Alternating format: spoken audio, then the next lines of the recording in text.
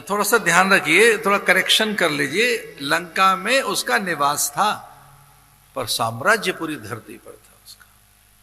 लंका में तो निवास था रावण का। लंका तो सुरक्षित अपने निवास, एक निवास सुरक्षित बनाया था। पर अतल तल वितल सुतल रसातल पाताल, इस पूरी धरती पर साम्राज्य था रावण का। वो अजेय था। थक हार कर विश्वामित्र ने कहा, हरि बिनु मरही न निश्चर पापी।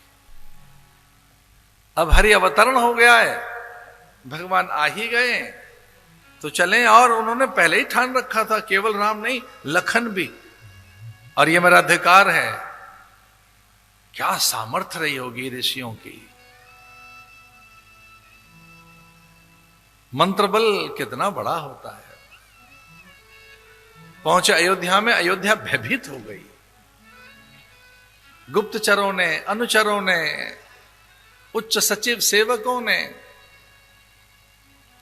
उच्च पदस्थ मंत्रियों ने अनुभव किया कि विश्वामित्र कोई मांग लेकर आए, उनके भीतर कोई याचना कामना है, पता नहीं क्या मांग लेंगे, और राजा मना कर देंगे, कहीं हमारे यहां उपद्रव न हो जाए, ये श्राप न दे दें। इनका क्रोध कौन सहन करेगा।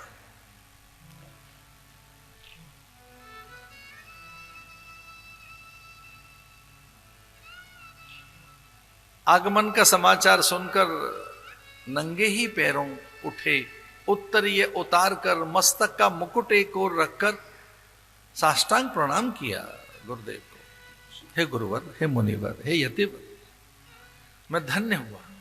उच्च आसन पर बैठाया, पग पखार लिए,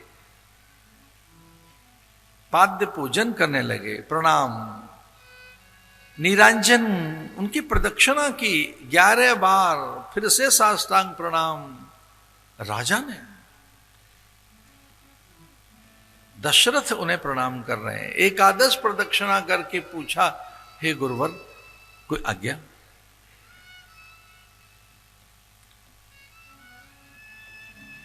विश्वामित्र ने पूरी कहानी सुनाई।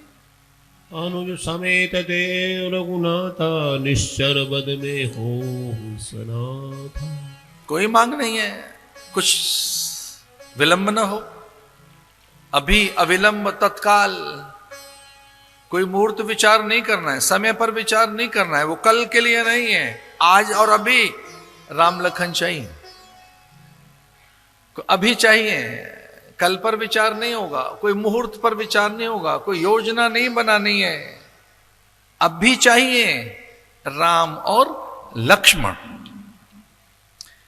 इत्युक्तो मुनिना तेन राजोवाच मुनिम तदा, नहीं शक्तोस्मि संग्रामे स्थातुम तस्य दुरात्मना।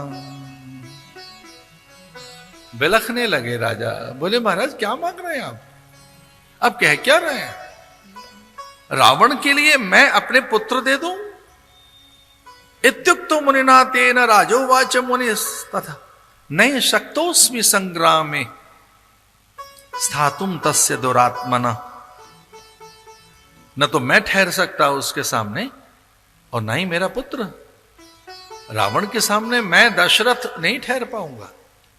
मैंने बड़े बड़े युद्ध किए, मैंने अनेक दुरात्माओं से युद्ध किए, निशाचरों से, मैंने अनेक बार स्वर्ग को सुरक्षित किया है, पर हे देव मैं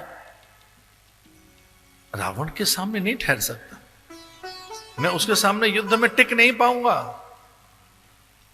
सत्वम प्रसादम धर्मज्ञ कुरुष्व मम पुत्र के, मम चैवालप्य भाग्य से दैवतम ही भवान गुरु।